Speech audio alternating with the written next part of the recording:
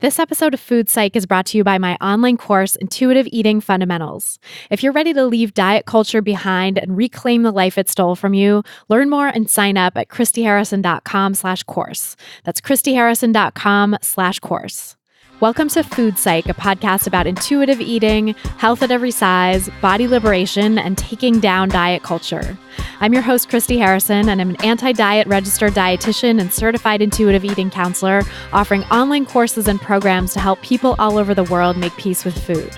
Join me here every week as I talk with interesting people from all walks of life about their relationships with food and their bodies. I remember I was teething, little gums bleeding, cried every evening, it was all about eating. When I became a teen, it was all about beefing. Now I'm ready for the world, trying to sink my teeth in, stacking it. Hey there, welcome to episode 178 of Food Psych. I'm your host, Christy Harrison, and today I'm talking with Erin Harrop, an eating disorders researcher who studies eating disorders in higher weight people. We discuss how anorexia is treated or not in folks of different sizes, how diet culture and weight stigma influence treatment and recovery for disordered eating, the problem with the quote-unquote atypical anorexia label, how improving eating disorder treatment in people in larger bodies can benefit everyone, and so much more. I can't wait to share our conversation with you in a few minutes, and I think you're going to love this one.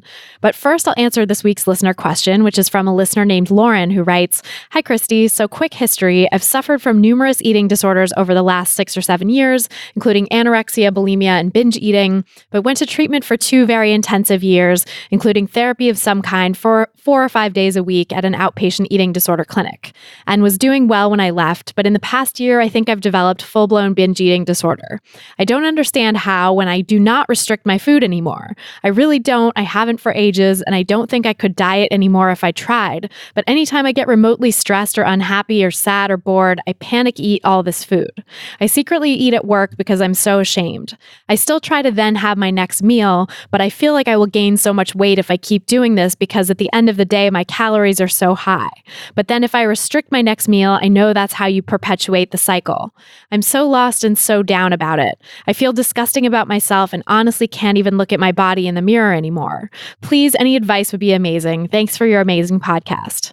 So thanks, Lauren, for that great question. And before I answer, just my standard disclaimer that these answers and this podcast in general are for informational and educational purposes only and aren't a substitute for individual medical or mental health advice. So first of all, I just want to send a huge amount of compassion your way. It's so understandable that you'd be distressed about this, especially because you feel like you don't restrict your food anymore. But I want to let you know that I'm actually hearing something very different in your question. So I'm hearing that you're beating yourself up for the binging and that you secretly eat because you're so ashamed of eating, and that you're afraid of weight gain, and that you're still roughly estimating the number of calories you eat in a day and judging yourself for that, and that you feel quote unquote disgusting. And all of those things are actually forms of disordered thinking about food and body size, and they're creating restriction and deprivation in your mind, even if you aren't actively dieting the way that you used to. Those self-judgments and that weight stigma that you're exhibiting towards yourself are examples of what's known as the diet mentality, which is the beliefs that you've absorbed and internalized from diet culture. So diet culture is what's out there in the world, the system of beliefs that demonizes some foods while elevating others, stigmatizes larger bodies while elevating smaller ones, promotes weight loss as a means of attaining higher status, and actively oppresses people who don't meet up with its standard of quote-unquote health or quote-unquote beauty.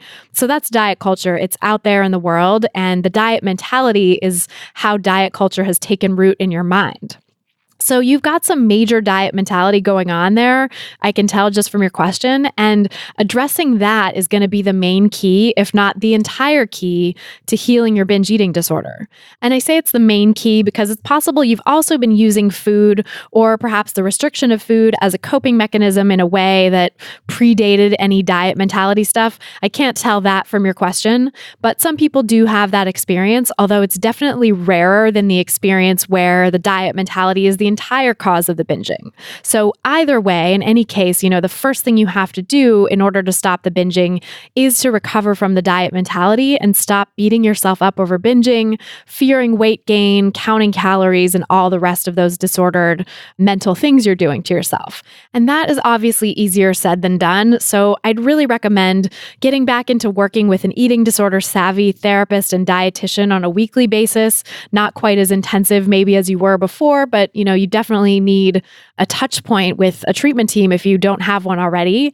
And finding a treatment team who's well-versed in health at every size is super important for being able to let go of that internalized weight stigma. So I've finally gotten around to starting a list of providers that I would recommend for helping you do this work. And you can find that list on my website at christyharrison.com/providers. That's christyharrison.com/providers. It's just therapists and dietitians right now, but I may be adding medical doctors by the time you hear this too. But it's really just providers focusing on eating disorder recovery and disordered eating recovery in a sort of outpatient sense, a sense of having a treatment team to really do the work that you need to do to undo those disordered behaviors.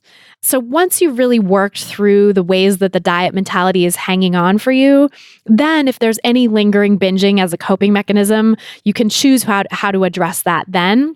But you can't get to a place where you even know whether binging would be a coping mechanism in the absence of restriction until you stop the restriction, because in many cases, the restriction is what's causing the binging to feel like an emotional coping mechanism or for you to feel like you're an emotional eater, when in reality, it's the deprivation that's actually causing those emotions and that's causing you to turn to food. And in your case, that restriction is manifesting primarily as mental restriction rather than physical dieting, although there may still be some physical dieting that's going on too at a subtle level that you just don't recognize. So I would encourage you to really dig in and look at whether you're like eating less or serving yourself less than you actually want, whether you're telling yourself something at the end of your meals that's making you stop earlier, whether you're pushing off meal times, like telling yourself you can't eat until later, even when you're actually hungry, or telling yourself you have to be at a certain level of hunger in order to deserve to eat. Things like that are actually physical dieting too. They just might not seem like it when you've been through such intense eating disorders in the past and had such a ramped up degree of dieting behaviors before. Just so you know, those lower level behaviors are still dieting. So I would explore that for yourself as well. And I talked about all of this, especially the part about giving up the restriction in order to even see whether binging is a coping mechanism still or emotional eating is a coping mechanism still. I talked about all of that in episode 151 with Judith Matz. So I would encourage you to check out that episode for a deeper dive into all this stuff. You can get it wherever you get your podcasts or at christyharrison.com/151. But the bottom line is that you actually are still restricting, even if you don't recognize it as such. And that is a driving force behind the binging. And by the way, the eating disorder treatment you received may have allowed the diet mentality to continue or even fan the flames of it if you didn't go to treatment providers who are explicitly committed to health at every size. So in my conversation with Erin Harrop in this episode, we talk about that. We talk about how diet mentality and weight stigma amongst eating disorder clinicians and treatment centers can hinder people's recovery and keep them stuck in this sort of pseudo-recovered place. And so that's not to bash your treatment team, because I'm sure they did a wonderful job in so many ways, but it's just worth reflecting on whether they inadvertently might have reinforced diet culture beliefs or allowed them to continue, including if they focused a lot in treatment on resisting binges, because that's something I've seen a lot, where people get so focused on resisting binges that it really reinforces the shame that diet culture already places on eating quote unquote too much. And so it actually can keep people stuck in the eating disordered mindset. So I would reflect on that. I would look for a treatment team who gets health at every size and intuitive eating. I've listed some of those providers on my website, again, christyharrison.com/providers, as well as links to some other directories you can look at if you don't find anyone who's a fit on that list. So I hope that helps. And I would really encourage you to accept and open up to the fact that you, yes, indeed, are still restricting, at least at a mental level in a pretty significant way. There's some pretty significant diet mentality and disordered thinking about food and body size going on for you. And that's likely leading to some lower level dieting behaviors in your life as well that you might just not be recognizing as such. And so I would start there, always start with the restriction and always look for the hidden sources of restriction whenever there's binging, including that mental level restriction that you might not even think of because it's just part of the fabric of how you think about food and your body, which of course makes sense because we live in diet culture. You've been steeped in diet culture your entire life, and you've struggled for years with serious disordered eating. And so of course you're going to have lingering disordered thoughts and attitudes around food and body size. But it's just important to keep pushing through and keep working to the next level of your recovery, because right now you are in this sort of pseudo recovered state, and there is so much more that's possible for you. There's so much more life beyond this kind of disordered thinking and being with food. And there's life without feeling like you're rebound binge eating as well. So I would encourage you to unpack all of that and explore all that. And I hope this was helpful. If you want to submit your own question for a chance to have it answered on an upcoming episode, you can go to christyharrison.com/questions. That's christyharrison.com/questions. And then if you want to ask me any question you want and have me answer it a lot more quickly than I can here, because we're very behind just because I get so many questions on the podcast, you can join my online course, Intuitive Eating Fundamentals, which has a wealth of audio and written content teaching you the principles of intuitive eating in depth, plus an exclusive monthly Q&A podcast where you get to ask me any question you want and I answer it in a much more timely manner. And there's also hundreds of answers I've given to other participants already. So you can listen to those and work through all kinds of different sticking points and stumbling blocks in intuitive eating and really start to put it into practice in your own life in an authentic way. When you join the course, you'll also get access to our private Facebook community exclusively for course participants. So you can have real-time guidance from me and my staff and hundreds of other great folks who are already in the course and on this intuitive eating path with you. If you're ready to leave diet culture behind in 2019, come join the course and become part of this amazing community of people who will support you on your journey to intuitive eating. Learn more and sign up for the course at christyharrison.com/course. That's christyharrison.com/course. Plus, now through New Year's, we're offering gift subscriptions to the course. It's the perfect present for that loved one on your list who needs some anti-diet energy in their life, and who doesn't, am I right? So you can do that, or you can put it on your wish list so that your friends and family know how to get it for you. Just go to christyharrison.com/gift to get it. That's christyharrison.com/gift. This episode of Food Psych is brought to you by Poshmark, an amazing app you can use to shop from millions of closets across America. I use Poshmark myself to save money on clothes, and I often recommend it to my clients who are recovering from diet culture because it's a great way to make sure you have comfortable clothes that fit the body you have now, and Poshmark helps you sell the stuff you don't wear anymore so that you can trade in those triggering clothes in your closet for some cash in your pocket. Shop from a great range of brands all across the size and gender spectrum, including plus sizes and kids' clothes as well. You won't believe the deals you'll find, and shipping is super fast and easy for both the seller and buyer and is handled all through the free Poshmark app. When you see something you want, simply make the seller an offer so that you can get items at a price that works for you. And when you're ready to get those old clothes out of your closet, listing on Poshmark is incredibly easy. Just upload pictures of your stuff to the app, set a price, and then ship to the lucky buyer. Today, you can get $5 off your first purchase when you enter the invite code FOODPSYCH when you sign up. Just download the free Poshmark app, sign up, and enter the code FOODPSYCH, that's FOODPSYCH, for $5 off your first purchase. And just a quick announcement to let you know that we'll be off next week for the holidays, so we'll be reposting one of my favorite and my listeners' favorite episodes to help you have some self-compassion at this tricky time of year. And then we'll be back the following week with a brand new episode for the new year, all about helping you navigate all of diet culture's sneaky quote-unquote wellness messages this time of year. They're both really awesome episodes that I'm psyched to share with you, so be sure to subscribe to the podcast to get them delivered to your device as soon as they drop. Just go to christyharrison.com/subscribe to do that. That's christyharrison.com/subscribe. And now, without any further ado, let's go talk to Erin Harrop. So tell me about your relationship with food growing up. Well, I think in my family, it was definitely a bit complicated, which I think is true for probably many people. I grew up in a family of dieters for the most part, where there was definitely kind of like women's foods and men's foods. So there were the more diet okay foods that were kind of more focused on for the women in my family. And then the men seemed to have more freedom to eat what they wanted. And so that was one section of food for me growing up. And I would say kind of my most positive memories of food had to do with learning how to cook with my grandmother. So she pretty much had me in the kitchen from, actually, I was, I think, like 3 or 4 years old when she was like teaching me how to use knives and, peel potatoes and cut vegetables and just like participate in the process. And I carry that like style of cooking that she taught me like to this day. Like I still tend to be very creative and I don't usually follow recipes. I just kind of go by taste and smell and the basics that I learned from her. That's amazing. So like intuitive cooking in a way. Yeah. Yeah. I was joking with my daughter about this earlier because she also is, I like that, intuitive cooking. She's experimenting, she's learning like, oh, we need to saute garlic before we add it to something, or how do you season things? And I think in the beginning, it resulted in a lot of foods that I probably would not ever make again today. And the rule was that like I had to eat it if I made it because they didn't want me wasting ingredients. So I would definitely like make a lot of things and pretend to like it and then share it with people to try and get them to eat it for me if it was not a great one. But then as I got more practice and started learning what things worked and what things I enjoyed, it's just become a lot more fun. That's awesome.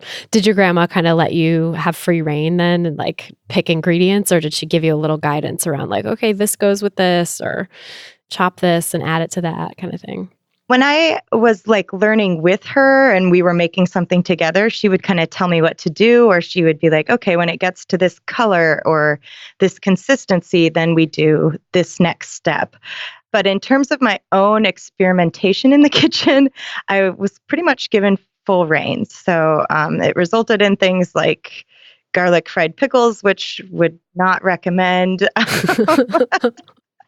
And other things where I would try to maybe match like the color of something. Like once I tried to make a frosting with just flour and milk because I wanted it to be white.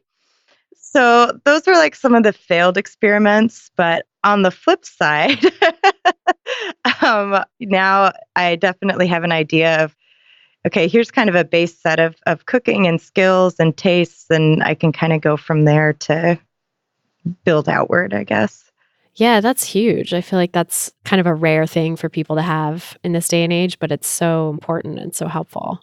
Yeah, it's definitely one of those things that many of my friends that are my age don't have that kind of like skill set. And I'm really grateful for it. It gives me the ability to kind of play with food and create things that people usually like and are often maybe different than what you might see kind of on a standard menu, I guess. That's cool. So more creativity. Like, yeah, I think when you learn those basics of how to tell when something's done or how to know just like cooking the basic components of something, it does give you a lot of freedom and creativity. Mm-hmm. So how did it evolve for you then throughout your childhood and adolescence as you grew up in your relationship with food? I think for me in childhood and adolescence, I continued to enjoy the playing with it. And I really like took on baking with a lot of gusto in my adolescence. It was definitely a bonding activity with my friends in middle school and in high school. And then I think on the flip side of it, as those like sociocultural pressures around thinness and good and bad foods started to leak in, it definitely influenced my ability to enjoy the food that I was making. In terms of all of the sudden for me, as I became more aware of what was okay in our culture for like women to eat or to be seen eating, then it became harder for me to maybe eat the things that I cooked. And so I still kind of maintained that creativity, but I definitely went through a period where I tried to like make the same awesome creative food, but with like more, I guess, diet focused ingredients to, can I change this out for this and still have it taste good? And there's definitely a time when I convinced myself that my food was just as good with these kind of more substitute ingredients. But now with a different level of food acceptance that I have today, I can see how, well, like it didn't taste as good. It wasn't as fulfilling. And B, just being able to like cook without those rules, without trying to think about like, well, what actually, like without focusing on like a calorie content, like how do I limit the calorie content of the food, which is where I definitely started taking things in a more disordered place in my adolescence and young adulthood. But coming back to that, how do I recapture like this taste? Like, how do I make this chicken taste exactly the way my grandma made it taste? Or how do I take this macaroni and cheese recipe that I have from her and how do I make it actually even better? So those are some of the things that I've I think I've been all over the gamut with that. Yeah, it's so interesting too, this idea that you can convince yourself that something tastes just as good.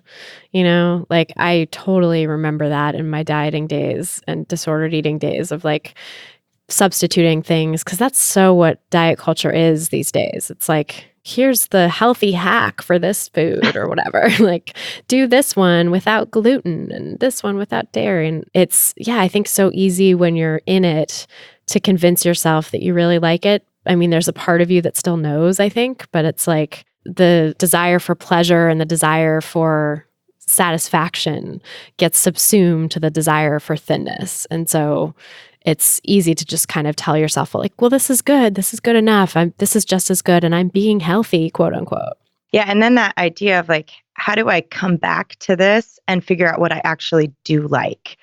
Because I've definitely experienced that a lot, where for the longest time, like I couldn't figure out how I liked my lattes and I had to experiment with different types of milk, trying cream instead of milk. And, different ratios of like the amount of espresso. And, I get a little picky. I'm from Seattle too. In Seattle, we are very specific about our coffee. I try to do it not in an overly obsessive way, but there's definitely a right ratio for me with espresso to vanilla to milk. And I think that is like such a common thing too for anyone who's been chronically dieting or disordered eating for a long time. Like to come back to pleasure as an organizing principle, as a guiding principle is so foreign at first. And I feel like I've worked with a lot of clients who are like, wait, what do you mean? What do I want? What do you mean choose something that tastes good? Like, what about the vegetables or what about the carbs or whatever, And it's like, no, but actually, what do you genuinely want? And I think that's one of the many things that diet culture takes from us, really, is this ability to pursue what we actually want. But I think it spills over into so many other areas of life too. Yeah. And I think kind of like what you're saying, as long as we have some of those remnants of that diet culture, like still in our heads or even just on an unconscious level, it can make hearing that inner voice really challenging. And then for me, at least too, I definitely had I had to be patient with that bounce back period of like, it might be that my body is actually like leaning towards this type of food for a while. And, I can remember that in specific times, like coming out of periods of deprivation where like, I was like, man, I feel like this is definitely more ranch sauce than a normal person would be wanting right now, but this is what tastes good to me. And trying to find the bravery to like stick with it and give my body a chance to like make it through its like little ranch craving, knowing that it's going to come back to a place where maybe it seems like a different amount of ranch that's satisfying for me. Or, with the coffee thing, right? Like there was a time when I just had like brevets with like the full cream because that's what tasted good to me. And today I do that sometimes when I'm in that place, and other days milk is just fine. So I think having that trust that A, my body doesn't always want the same thing, and B, if it is consistently wanting something for a while, that may or may not change. And C, even if it does consistently want something that might feel scary or challenging to me in my head, that doesn't mess everything up. It's not the whole sum of my diet or my intake I don't think I've ever had a period when my body just wanted like all of just one food. It was always presenting with different types of things, even if some of them seem more challenging or intimidating at the onset. Yeah, that's such a good point that it does take a lot of trust and bravery, right, to get through that place, because when you've been told your whole life, or you've internalized messages that say these foods are bad and you're bad for wanting them, or you shouldn't eat them, they're going to kill you or whatever. It's really hard to go against those internalized messages, even when you know those messages are crap and like you're ready to move on. I think it still takes a lot to make those choices day in and day out. Yeah. And I think sometimes in intuitive eating, we have that idea that like, okay, well, once you do this, your body just becomes magically intuitive and you're very attuned to it. And you just listen to your body and you eat what it tells you to. And it just tells you to eat this like amazingly balanced, diverse palette of beautiful rainbow foods. Yep. And for me, that just hasn't been the case. I don't think it's been negative or necessarily, but I guess my plates rarely look like the really pretty ones on Instagram with kale and the avocado slices on a piece of toast with fresh mango and like little tendrils of other green things. Like it's just usually like, well, maybe that's like my, kind of casserole roots coming through. It's a lot less pretty. Oh, same. I mean, I can't imagine. I feel like it's just so time consuming and expensive to eat that way, the way that like Instagram wants you to eat. And yeah, my food is much less pretty than that too. And I feel like in a way, if people, I think that sort of assumption that, oh, intuitive eating means I'm going to eat like that and my palette of food is going to be this beautiful rainbow of like whole foods and unprocessed things, quote unquote, and like nary a sweet will pass my lips. It's like, what is that? I feel like that expectation is coming from diet culture, and I totally had that expectation for myself too. And when I wasn't eating like that, was sort of like, oh God, is there something wrong? Am I doing intuitive eating wrong? Like I very much remember that feeling, but I think intuitive eating has even gotten twisted in the service of diet culture in some ways, that the wellness diet has co-opted intuitive eating too, and has made it out to be like, you eat like this and you'll be this thin white Instagram person who goes to Soul Cycle all the time. And like, you return to your natural roots of wanting like all this whole, yeah. Right. Oh gosh. Yeah, that like the quote unquote natural way is that. Yes. And yeah, really it's not. It's so much more diverse than that. Yeah, like you said, you don't have the same exact craving every single day, or maybe you have it for a while and then it changes and you become more interested in variety or something. But it's not like you start eating intuitively and suddenly you find this like magical balance. Because I think also you're like when you're restricted, I always talk about like the restriction pendulum, like you pull yourself all the way over to the side of restriction, you have to swing over to the side of like feeling like a little out of control or like kind of, it's like free falling, kind of like you're in this place of feeling like you're eating quote unquote too much, but it's really the equal and opposite reaction that you have to the restriction. And eventually maybe you will stop swinging so wildly, and have like more gentle swings the way that people who aren't restricted do, but it can take time. Yeah. Yeah. So what was that journey like for you then, and getting into your work too? Like, how did you go from a dieting teenager and trying to kind of make substitutions and restrict your food and stuff to now the fat studies and anti-weight stigma scholar that you are today?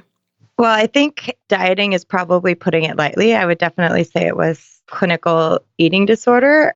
Just acknowledging that in terms of, I don't want some of the things that I described to sound like, oh, this was normal for any 15-year-old.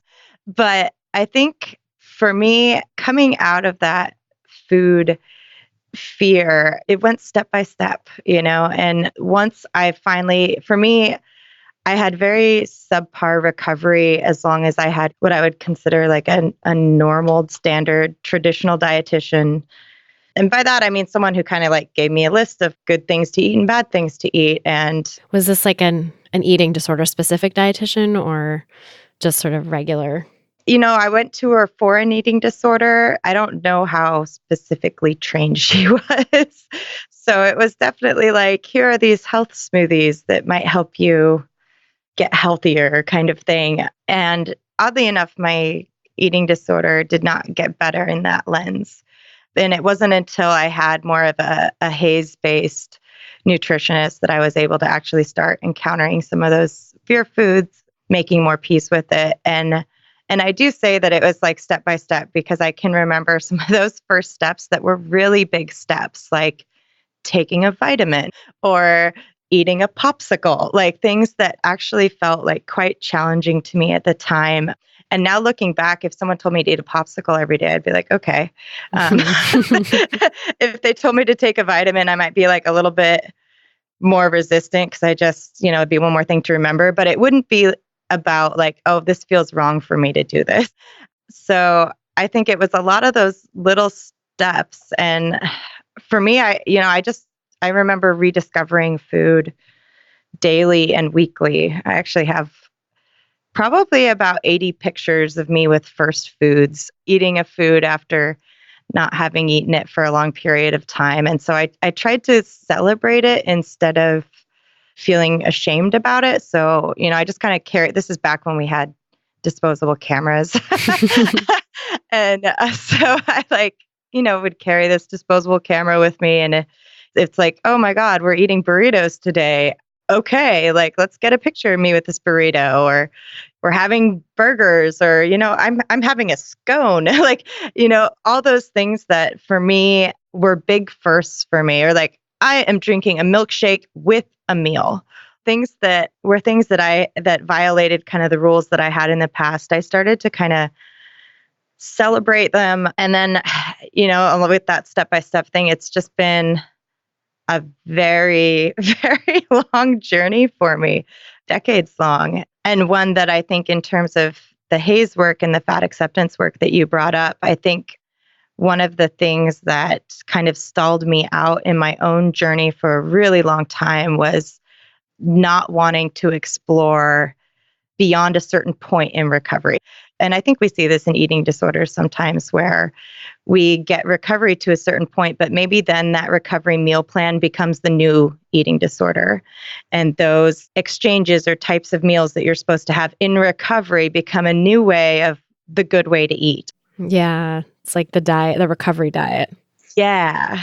So I think over the years, that's been where Hays and fat acceptance has stepped in for me in terms of like, how do I push beyond that? I still have a treatment center meal plan on a card in my wallet today, and I don't follow it anymore, but there was a long time when I did, and it was every meal it might look different, but I was still trying to eat a certain number of exchanges. And today, I think that's where Hays and fat acceptance has kind of pushed the bubble on my relationship with food, is trying to really see like, where is my eating disorder potentially showing up in different ways today, in ways that hold hands or partner with diet culture, and how do I still try and dig up some of those roots where it's still sticking around? Yeah, that's such a good point, that it really, I think diet culture allows for that too, to like get to recovery to a certain point. And then without Hays and intuitive eating sort of stepping in, I think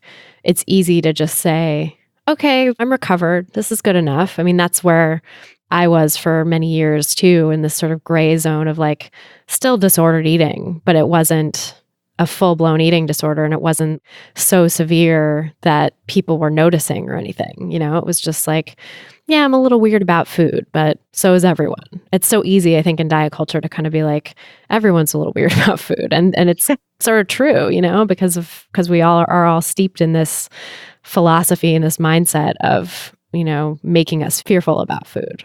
Yeah. And of weight too. I mean, I think that's the added piece, right? Is like when you're someone in a larger body, when you experience weight stigma firsthand. And of course, we all experience internalized weight stigma from the culture that just tells us being fat is bad. But when you are having to face it and go to doctors who tell you to lose weight or whatever, or have, God forbid, like eating disorder treatment professionals who are like, well, don't gain above a certain, this is as much as you get to gain in recovery or whatever, then it's like this whole other layer of just being really hemmed into this box by diet culture. Yes, I would agree. And I'm glad you brought that point up, because I think often even in eating disorder treatment, it can be so easy to focus on the food as if the weight doesn't matter. And we say that all the time, right? Like we say like, okay, we just want to normalize your eating, and this weight thing, that'll just kind of take care of itself when we normalize your eating. But that is definitely not how it works out in practice. And I would say that that was another one of the things that held me back, in addition to kind of that rigid adherence to that meal plan, was that I didn't have eating disorder providers that could kind of like see the big picture of what weight meant.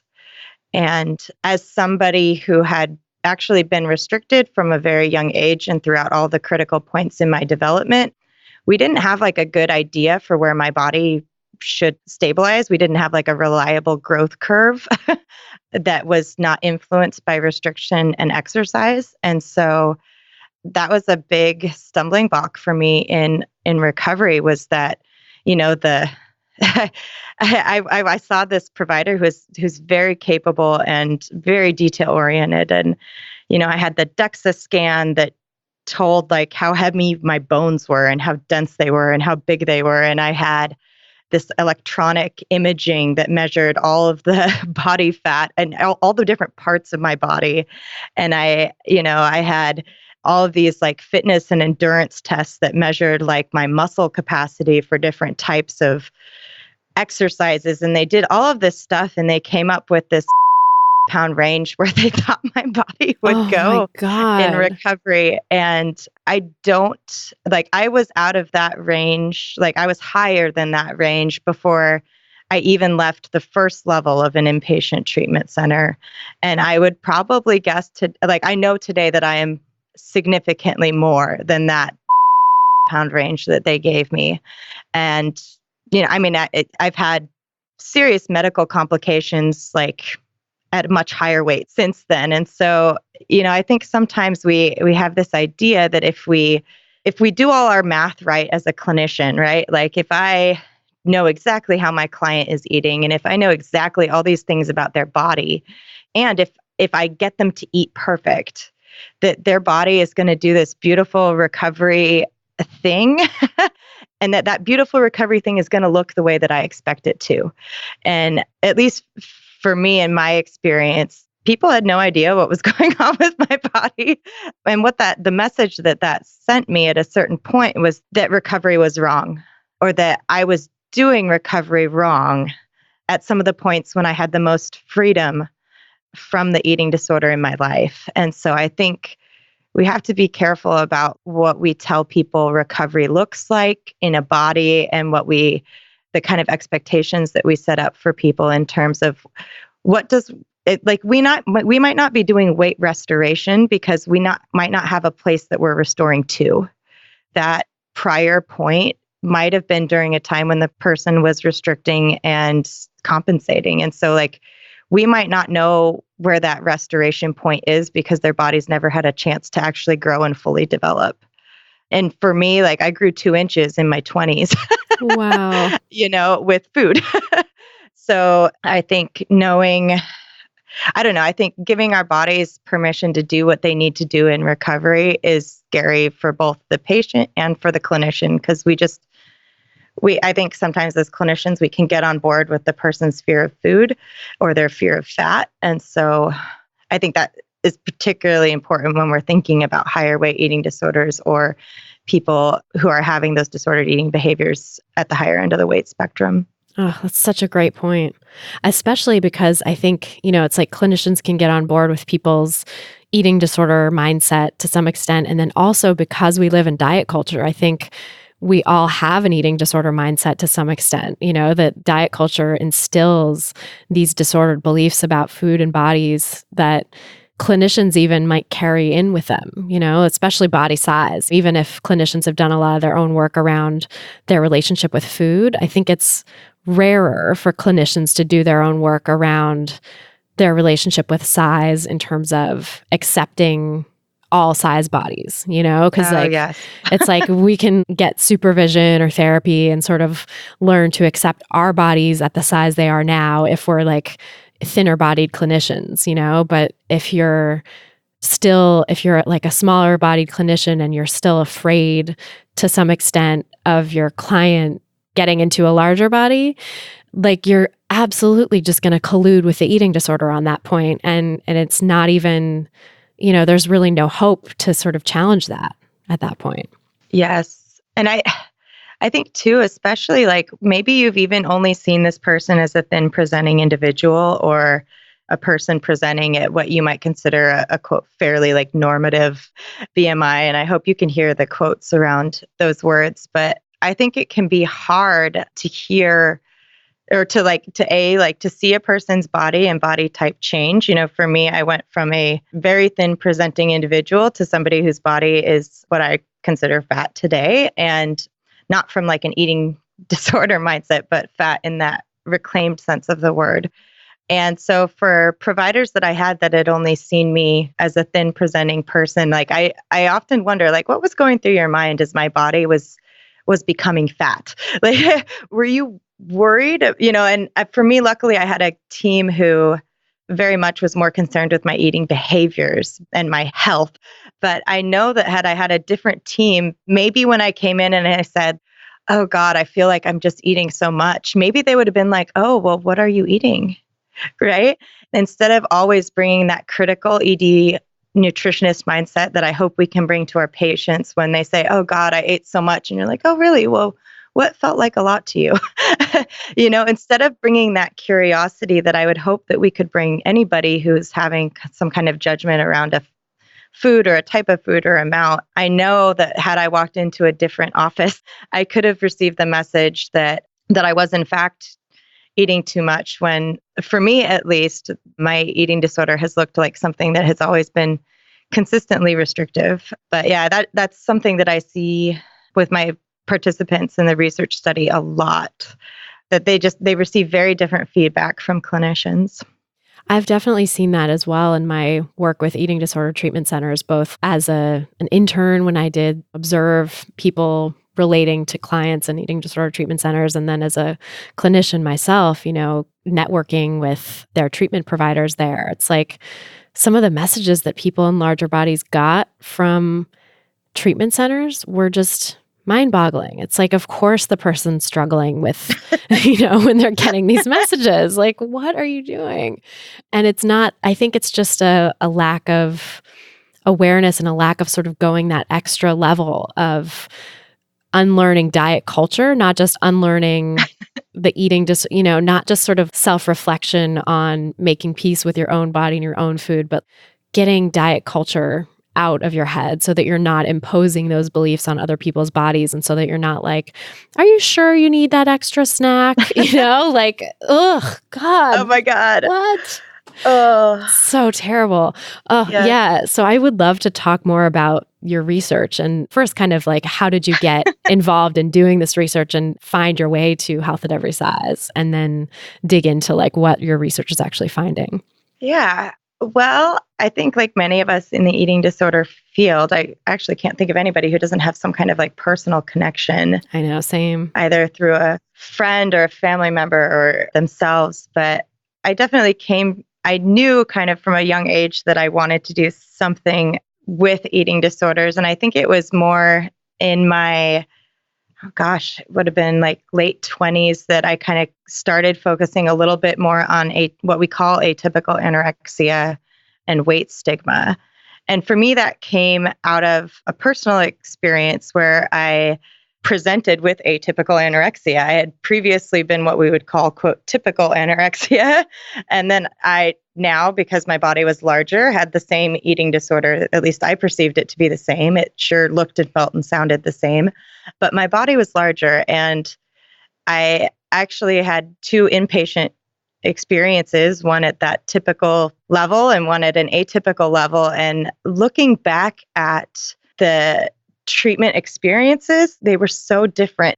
And if I hadn't already had so much training in HAES from my decade of treatment prior, I can only imagine that. I did need treatment after I came out of treatment. And so I can only imagine what it would have been like if I didn't have access to those resources. And so that was kind of, for me, one of the start of what is going on? That experience was just so formative in how I started to think about weight bias And the fact that for me, from my lived experience as a person, this was pretty much, I was kind of reliving a very similar eating disorder that I had had in my youth. But for all of my providers, at least in this particular center, I was treated just very, very differently. Where it really was, like you said, you made that joke about the extra snack. I had like an hour nutritional session about like whether or not I could put cheese on a sandwich, where I was advocating for cheese because everybody else had it. And I was feeling, even though my eating disorder didn't want me to have it, I just didn't want to stand out. And I was like, really, like, what does one slice of cheese have to do with anything? Like, this has this will have like no long-term impact on like my physical health whatsoever, but it has a really big impact on my mental health when I'm with my peers and everybody else has cheese and I don't. And so things like that, where like, that's just like not your standard anorexia patient conversation. Like, No. And so I think that experience in particular was very formative for when I did get to a different place in my recovery, coming back with the idea that this is not how treatment should be for folks whose bodies are heavier. We need to do a better job of it, and just really seeing how some of the kind of standard ways that we practice eating disorder treatment can really cause harm for folks in larger bodies. And I would argue that that also causes harm for folks in, quote, normal weight or thin bodies, because anytime that we are partnering with fat phobia, or we are norming or okaying thinness as preferable to fatness, we are really subtly reinforcing the lies of an eating disorder, whether that's for somebody who's higher weight or for someone who's lower weight. So I think by focusing on how do we improve treatment experiences for people in higher weight bodies, what we're actually talking about is how do we get even better at beating eating disorders? Like, how do we get even better about finding their lies, finding those sneaky, subtle places where they are looking like health or looking like normalcy or looking like beauty, and kind of like trying to get that out of or at least like bring it to light so that we can actually treat those parts. And have a critical dialogue about them too, right? Like, yes, not let them just be sort of unconscious. Yes. That's such a great point. And you're right that it really is just like, that's what good care looks like for eating disorders, is not having weight bias in the picture, because weight bias is like what got people to this point, right? Weight bias is a large part of what creates this disordered thinking about food and bodies. And so if we're reinforcing that in our treatment programs, then we're just taking away people's ability to recover. And it's no wonder so many treatment programs have such high recidivism rates, honestly, with that sort of mentality. Yeah. And can we call it out when we see it? You have a fat staff member on a treatment team, and you have patients that are afraid or mocking that fat staff member. How do you use that as a teaching moment? And like, how do you call attention to like, hey, what's going on right here is weight-based discrimination. And it's not okay. And this is part of the root of your eating disorder. Like, no, we're not gonna have this fat person. We're not gonna put them over here and not have them eat with you anymore because you're afraid of their body. I mean, as long as it's okay with this poor fat person who's being mocked, right? But we're actually gonna talk about this. You had this behavior, you had this joke or whatever that came up in this treatment milieu that and we're actually gonna talk about it and what it means and how it connects to you and your own fears, or the fears of the eating disorder. I know. How amazing would that be if treatment centers could do that? And it's an uncomfortable conversation for sure. And there's a lot of nuance to making sure the person is, the fat person is comfortable being in that conversation, of course. But yeah, I think that would be revolutionary. And yet it's not what we see, right? I mean, I'd love to hear some of what you've found in doing this research on, higher weight anorexia and just the idea of why it's even called atypical in the first place, like what's that about? Yeah. So I'm working on what in research we call a systematic review. So that means you look at all of the research out there on a certain topic and kind of evaluate it for how good is its quality and what does it say? And you try, because you can find like a study anywhere that says anything pretty much. We really want to know, like, was that actually a good study? And if that was a good study that said that one thing, have other people found the same thing? Or was that just kind of like special to that one little area of the world? So yeah, I am working right now on a systematic review of all back to 2007 when we first started looking at changing the DSM to include a category for higher weight anorexia. And many of the studies out there have found that what we call atypical anorexia is actually more prevalent than what we call typical anorexia, which would be that underweight version of anorexia. And there are other studies that show the opposite, that it's less common. One thing, though, that I think is kind of missing in this literature is even when we are saying that we're looking at higher weight anorexia, many of these research studies still have what I would consider a very small weight range that they have participants in. So these are participants who are still either in what we would consider the normal range of BMI according to current BMI standards, or patients who are just slightly out of that, who are just slightly above. And so we're not actually seeing what higher weight anorexia looks like across the weight spectrum. And I think many of those folks who are having that restrictive eating disorder behavior, but are still at higher weights than we would consider, they seem to be put into like another category, even like this unspecified. And I think that's because there's a lot of resistance to classifying someone with a much larger body as having anorexia, when in fact, when we're actually looking at just what people are reporting in terms of their behavior, their intake, their compensation behaviors, we can actually see that disease of anorexia manifest across the weight spectrum, whether that's underweight, quote unquote, normal weight, or in higher and much higher weight categories. So yeah, I'm not a fan of calling it atypical. I think just by the nature of the word, it sounds othering. I just think of anorexia as a disease where people intentionally restrict and starve and use unhealthy compensatory behaviors. That's kind of what I think. And I think sometimes people lose a lot of weight, especially if it's the first time that they've tried it. And then I think as people get older and have done these behaviors for longer, often weight loss is not coming forward as a primary symptom, or people's bodies may actually gain weight while engaging in these self-starvation behaviors. And so I think as long as we continue to rely on weight as a primary indicator of the disease, we're going to miss many people who have not only mentally significant disorders, but we're going to miss people that have clinically, like medically significant disorders. And that's another finding from the review that I'm doing right now, is that kind of regardless of weight, we're seeing similar medical symptoms manifest for folks. And so it doesn't even seem to be a good weight doesn't even seem to be a good indicator of like when a person needs medical attention.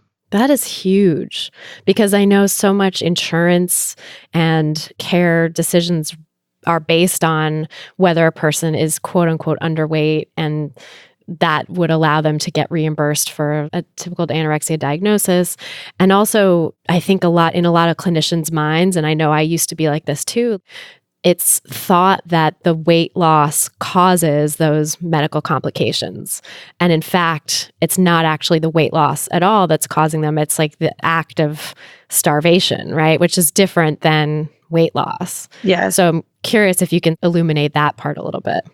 Yeah, so that is definitely what I'm finding in many of the studies that I'm reviewing. And to put that in kind of, so my research is not just, the review is kind of the background for my research. And my research actually has to do with speaking with patients who've had these symptoms and these disorders and hearing what their disorders have been like, how they've changed over the years, and then also how they've interacted with medical and professional, like eating disorder professionals.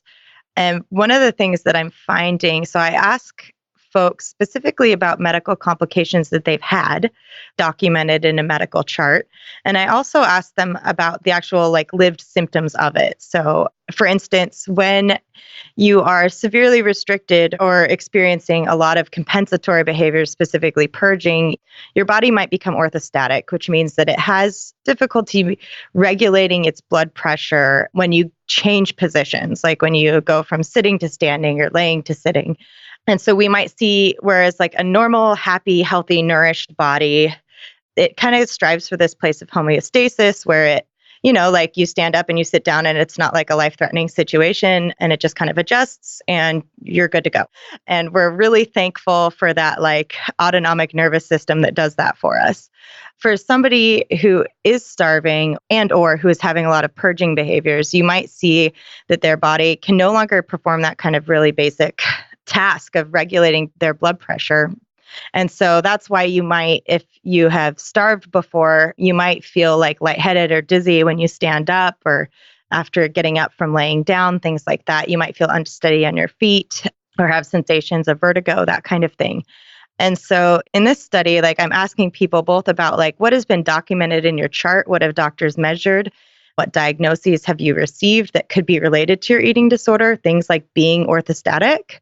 And what are some of the things that you've experienced, like dizziness when standing or changing positions that might not have even been measured, but maybe you did experience it and it just wasn't caught by the medical professionals in your life? And one of the things that I'm finding is that for many of my patients, especially those who are at the higher end of my high weight spectrum, they haven't had the tests. So they haven't had somebody measure to see if they were orthostatic, even when they were reporting things like falling when trying to stand, fainting when trying to stand, dizziness. They reported these symptoms to their medical providers and nothing was done. There was no further investigation. And so that type of thing, and that's hard because you look in the literature and, for instance, sometimes we find like equal rates of something being diagnosed in an atypical versus typical population. And sometimes you might see that there's like one of the studies that I just read found like a lower rate of prolonged QT interval, which is an interval in your heartbeat that often gets elongated when people are starving or purging. And that article, they found pretty much very few differences between typical anorexia and atypical. But one of the differences that they did find was less QT elongation in atypical. So it appeared that those folks were actually doing better. And then in their limitations section, they mentioned that not all of the tests were performed on all of the patients because it was based on what clinicians thought needed to be done. And so the critique that I would bring to that is that if this group of patients has been medically similar in every other way, and this is the one way that they haven't been medically similar, but you didn't actually test them all. It's just one of those areas where often in research you find what you're looking to find. And so that's often in the case, at least with my participants, that I'm finding is that many of my smaller participants have been screened and they know what I'm talking about when I ask them, have you been orthostatic? And others, especially some of my higher weight participants, have not received those screenings and may have actually never even been involved in formal treatment for their eating disorder. So I think a lot of times it's, as clinicians, we have to think like, if this person were small and thin and emaciated and telling me they had the symptom, what tests would I run? What assessment would I do? Because sometimes we have to like outsmart our own weight bias because like we just automatically dismiss things that don't fit into our understanding. Oh, such a good point, because it is really weight bias, right? That's causing the clinicians not to screen people for these things that they just think it should only be a smaller bodied person who has this, or that the typical quote unquote picture of anorexia is what would go along with the symptom versus if someone in a larger body has it. I mean, I don't even know how people explain that away, you know? Is it just like, oh, I don't know, that's just you? Like, what? Yeah. I read an article recently, it was in Pediatrics, so a pretty good journal. And they were talking about, it was a case study of two adolescents who had been very obese, big scare quotes, and they each developed eating disorders. And for the girl, she ended up presenting multiple times having amenorrhea, being orthostatic, having a low pulse rate. And they're like, oh, well, you're just really athletic and you just run a lot. And that's probably why your pulse is so low. And that's probably why you lost your period. And that's probably why you have shin splints. And That's probably why your electrolytes are off a little bit. And so there was just this explanation of like healthfulness, like behaviors that we would want to see, like a young, active, athletic girl, without that attention to like, well, like how much are you eating and how much are you exercising? And for the other case, the male that they reported in this article, like they ran him through so many like odd tests, like expensive and unusual disorders, right? Things that are far less common than eating disorders are in adolescence. And they ran all of those tests and cost all that like insurance money and probably all of that worry to this poor family who's wondering like, what kind of weird, unusual disease does my son have?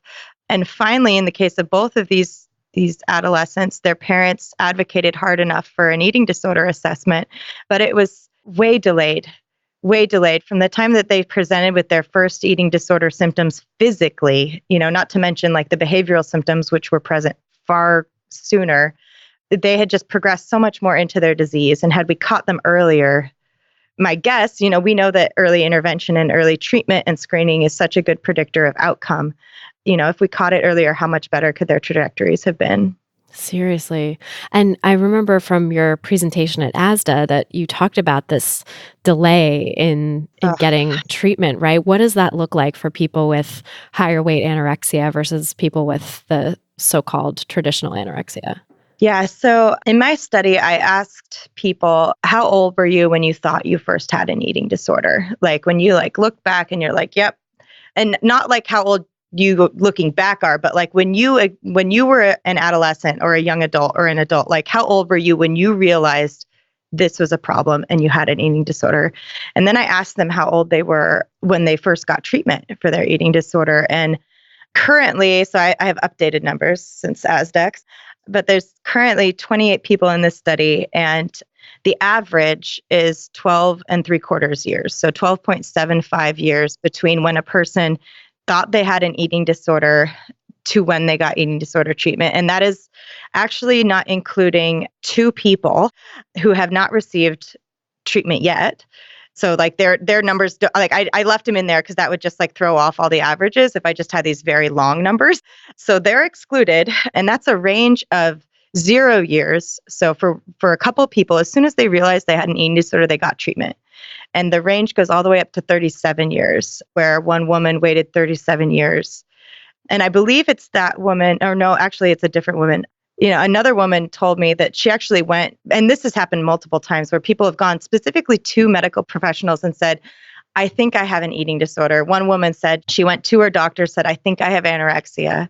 The doctor said, no, you weigh too much. And that was the end of the conversation. And she didn't end up receiving help for another 20-ish years. And these are serious diseases. And so this is not like a representative sample. This is not everybody's story. But this is also like, in some ways, the majority of people in my study have received treatment. And that is also not the norm. Most people with eating disorders do not actually receive formal treatment. And so in some ways, even though I'm saying that this is, this might be a worst case scenario looking at this like 12, 13-year treatment delay, it also might be a better case scenario because these are people who have actually received treatment, not just people. Right. I wonder if like those 2 people that you excluded are actually more the norm, that they think they have an eating disorder and they've never actually received formal treatment. Because I can also now look back and say, like, I think I had so-called atypical anorexia or higher weight anorexia, but I wasn't even higher weight. I was in a smaller body, but the so-called normal BMI range, and wasn't diagnosed either. Even I would have fit into the EDNOS category at the time, the eating disorder not otherwise specified. But similarly to what that one participant you said, where she went to the doctor and like said, I think I have an eating disorder. I went to my therapist and I said, hey, my mom and my friends are all kind of worried about me and they think I have an eating disorder. That's silly, right? Like kind of being like in denial about it, but also like opening the door and being like, let me talk about this with my therapist. And she said, oh no, you couldn't have that. Like you're not thin enough, basically. And knowing sort of how I felt, and now having worked with a lot of people with eating disorders, like the eating disorder is going to be so inflamed by that kind of rhetoric, right? It's like you're telling me I'm not thin enough. I'll show you thin enough. Like it's a goad. It's a challenge to the eating disorder to get even worse, so that eventually someone will pay attention. And not pay attention like we're doing it for attention, but pay attention like take it seriously and give me some help. And so I can only imagine for that participant who was told, you don't have an eating disorder, and then 30 years later, like gets help. I mean, there's so many people out there like that. And when she did get help, she did find a center that could look at higher weight folks and diagnose treatment for eating disorders. She was actually put into a binge eating disorder group. Oh, no. And she never got a food plan because of that, because they were trying to do HAES. They were trying to do like a all foods fit approach. And so when she did present for treatment after eating a very restricted diet from OA, they kind of, I'm wondering what went on in the assessor's mind, because if they had asked like what she was eating, they would have known that she belonged in a restrictive eating disorder group, not in a binge eating disorder group. But I think probably what happened is she went in and probably said like, gosh, I feel like I'm eating so much food. Right. And they probably looked at her and was like, well, you're fat. Okay, well, we want you to feel comfortable with all the food that you're eating because we're a HAES center. And so like, let's talk about making peace with food instead of thinking like, maybe this person needs some refeeding. Like, what does she think is a lot of food? Because having done like a full clinical diagnostic assessment interview with her that was over an hour, like she'd never actually in her lifetime met a criteria for binge eating disorder, but she definitely has met criteria for atypical anorexia. And so yeah, I think thinking about like when they actually do make it to our treatment doors and they do show up, like, when they say they're eating a lot, are we just accepting that because of our own weight bias in their body? Similarly, if they say they're eating a little, are we failing to like believe them? Are we thinking to ourselves like, well, they have to be eating more than that or they wouldn't look like this? I think it gets flipped for thin patients, right? They might come in and say like, oh, I'm eating so much. And we're like, oh, really, honey? Like, how much do you think you're eating? And then they might say like, I'm not really restricting. And then we're like, oh, but let's look, maybe you are, So I think we have to like check our assumptions. When we think a patient is lying, when we think somebody that we're treating is lying to us, we need to really think about our own biases too. Maybe they are. Eating disorders are tricky. And these are behaviors that carry a lot of guilt and shame. But I think by the time people are asking for help, we need to be able to believe them. Yeah. And I think too, it's hard for someone who's really in it with an eating disorder to accurately assess their own eating, right? Like, it's like any amount of food seems like a lot of food. Exactly. And, a tiny amount of food seems, so it's just like, and restriction, I think a lot of people also with restrictive eating disorders, and really, I forget who said it. I think someone on the podcast said, I think all eating disorders are restrictive eating disorders, really, which I think was, very astute, because I think a lot of, most of the time, binge eating disorder, or bulimia, or any other type of eating disorder kind of comes out of this restrictive mindset, not like 100% of the time, but, most often. But, for people who are restricting, I think there is often an ebb and flow. I experienced this myself where there were times when I was restricting really severely and then times when I was restricting a little less because I, just couldn't keep it up. I was swinging back and forth between binging and restricting and as a natural thing, or I was just trying to maybe ease up a little bit because I realized that the restriction I was doing, I wasn't able to sustain. And so in those moments of like slightly easing up on the restriction, I think it's easy to be like, oh, I'm not restricting anymore because it's not like that back there where I was restricted, that was restricting. This is normal. When really, when you look at it in sort of the continuum of things, you're still way on the restrictive side and have so much more to go to get to a place of truly not restricting. So I think really kind of getting under that with clients and understanding what people are deeming as restrictive or not restrictive or too much or, binging or whatever is so important. Yeah. And doing that without letting weight bias color your assessment. Yeah. I think that's been some of the most useful parts of the diagnostic interviews that I'm doing is like just asking people like, what does that mean? You said you were binging. Like, what did that look like? can you be a little more specific, right? And actually get the details instead of just assuming. And I've caught myself doing this as well, right? Where someone reports to me like, oh, I binged, and I automatically believe them because I think they know what they're talking about because they've been to eating disorder treatment, right? And so I think like, well, okay, like you've been to treatment, of course you know what a binge is. But then when I actually hear them talk about it, I'm like, oh God, like eating throughout the day because you're not eating anything else is not a binge. That's like maintenance eating when you're really starved. Like I had a chip and then I had another chip, like that's, and so like learning what this actually looks like for folks and asking more questions and trying not to assume. Yeah. It's interesting because like, I think especially for people who work at eating disorder treatment centers or who've seen a lot of people with eating disorders, it's like maybe tempting to sort of be like, okay, yeah, so you binged. So like, let's go to the next thing, rather than having to like tease apart what actually a binge means because it's, maybe sort of boring or old hat or you think but actually getting in there and talking about what it means to a particular person is the work because that can be so illuminating when someone, I know I've had this experience of telling someone that what they were doing, what they thought was a binge was not a binge, that yes. was actually maintenance eating, like you said, that was sustaining them through starvation. And it's like some people are just gobsmacked by that. Some people are also really defensive about it. And, you have to sort of manage whatever comes up for the person. But I think it can be so illuminating. And for a person who's in the right mind frame to take that in, I think it can be extremely healing. Give them permission to not think of something as a binge and demonize it, but actually say like, oh, my body needs this. I'm so glad you brought that up because that's something that I'm just discovering more and more the more that I do these interviews. And I filled out like an extra like 20 or 40 page supplement for my ethics board so that I could like give people their results back, right?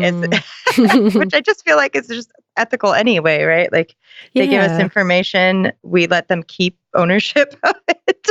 But so something that I get to do in the interviews is just be like, hey, like, look, either like, okay, like, you thought you had binge eating disorder your whole life, but like actually like you only would have met criteria like this part of your life. And that's in the context of all of this lifelong restriction and starvation. Or to, to say like, hey, look, like we can actually put a name to some of the things that you're doing. And as imperfect as our diagnostic system is, and I think it is significantly effed up and imperfect, there's something very powerful about being able to say like, hey, this isn't about me being a bad person or being bad at dieting or being bad at even having an eating disorder, right? Like I don't know how many times I've heard like I can't even get an eating disorder, right? Like maybe it's not about that. Maybe like we're just calling it by the wrong name, and that like clinical moment, like you said, it can be so healing. And because I have I would say probably at least 25% of the folks in this study that responded to my flyer for atypical anorexia because like they looked at the flyer, it listed some symptoms. They're like, hey, that's me. I'm going to call this lady. Like, so those people, like they came to my study and they thought they had binge eating disorder. And after the very long in-depth clinical diagnostic interview, they're like, it's like, actually, no, like you haven't had that. And I don't say that to like demonize or like pathologize binge eating disorder more so than any other eating disorder. I'm trying to say it that like folks are very confused about the behavior because diet culture is so pervasive and it says, hey, if you eat a donut, you're having a sweet binge. Or if you eat a bag of M&Ms watching TV, or whatever. Like if you eat ice cream out of the container while watching a TV show, like you're out of control. Yeah, that's binge eating. Exactly. You have a problem. Because we have these like cultural like myths in our head, I think people are walking around like A, thinking that they have disorders that they don't, and like B, not getting help for the disorders that they do. Oh, that's such a good point. I had this like positive note that I kind of wanted to like just bring up. So I said that there were 2 women that hadn't received treatment. And so I left them out of that treatment delay. And there were actually at the beginning of the study, there were 3 women. And one of them, so I saw her for her first interview, and then I see her 6 months later, right? And so at her second interview, I was talking with her, and she's like, "Oh yeah, I'm in treatment now." I was like, "Oh, okay, that's cool." I was like, when did that start? Because, she's in her early 30s. When I saw her the first time, she was severely restricted, going long periods without food and very, very much under eating. And she was like, "Oh, well, I got help about 2 weeks after our first interview." And I was like, "Really? Why?" And she said, "Well, when we were meeting and I was talking to you about what I was eating, you told me that I was eating a level of food that would be consistent with anorexia." And I was like, "Okay." And she's like, "So I called somebody." And so I'm not doing an interventional study. I'm not trying to get people in treatment. And I also do really this is also, it's per the observational. So this doesn't mess up my results. If you want to go get treatment and this had an impact on you, fine. There's no control group. But what that says to me is that a small acknowledgement that what someone's doing could be problematic could have a really tremendous impact on that person. All I said was, "Hey, you're not eating a lot. What you're eating is really a small amount of food, and maybe you should get help." I didn't even actually say maybe you should get help. All I just said is, "Hey, your eating is consistent with someone who has anorexia." And that was enough for this person who had already been dealing with this for however long. It was enough to give her that extra push to go out and seek treatment and actually get it. But I'm just thinking of that moment that we have with clients when we have the chance to give a diagnosis or affirm that someone's eating is not enough. That could have a real impact on their trajectory moving forward.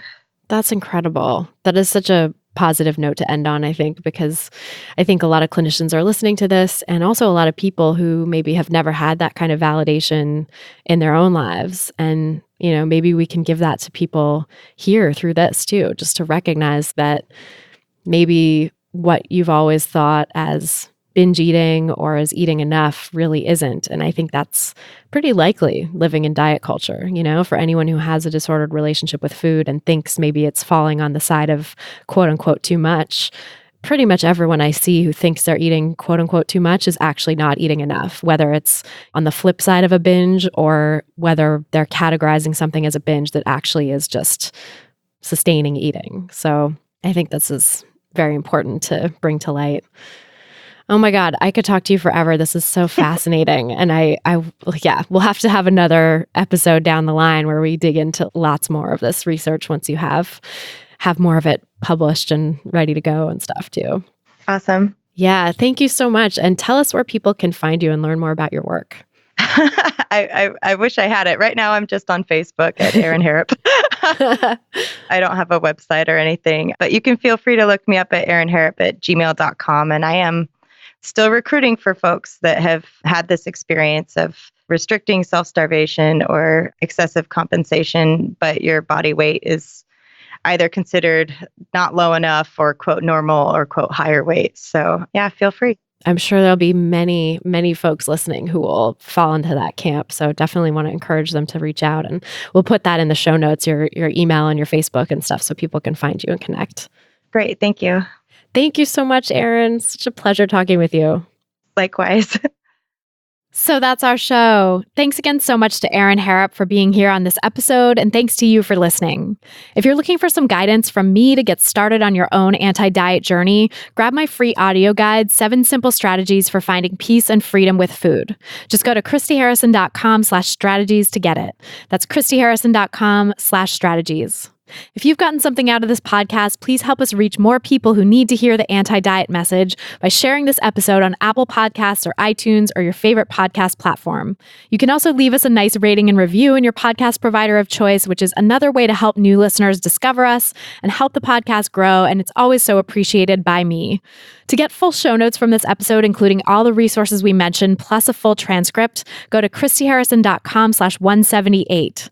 That's christyharrison.com/178. 8. And to get the transcript, just scroll down to the bottom of the page and enter your email address. This episode was brought to you by my intuitive eating online course. If you're ready to leave diet culture behind in 2019, join the course and become a part of an amazing community of people who will support you on your path to intuitive eating. Learn more and sign up for the course at christyharrison.com/course. That's christyharrison.com/course.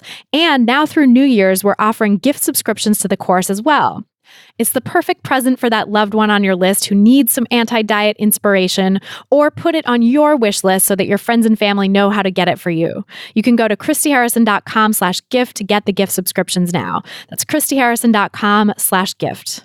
A big thanks to our editor and engineer, Mike Lalonde, and to my Food Psych programs team, including our community and content associate, Vinci Chue, our administrative assistant, Julianne Watasik, and our transcript assistant, Kiara McClellan, for helping me out with all the moving parts that go into producing this show every week. Our album art was photographed by Abby Moore Photography and designed by Meredith Noble, and the music you're hearing behind me now is by a band called AWOL, and the track is called Food, used under the Creative Commons license. Thanks again for listening, and until next time, stay psyched. Stupid or scared, no work in the kitchen now.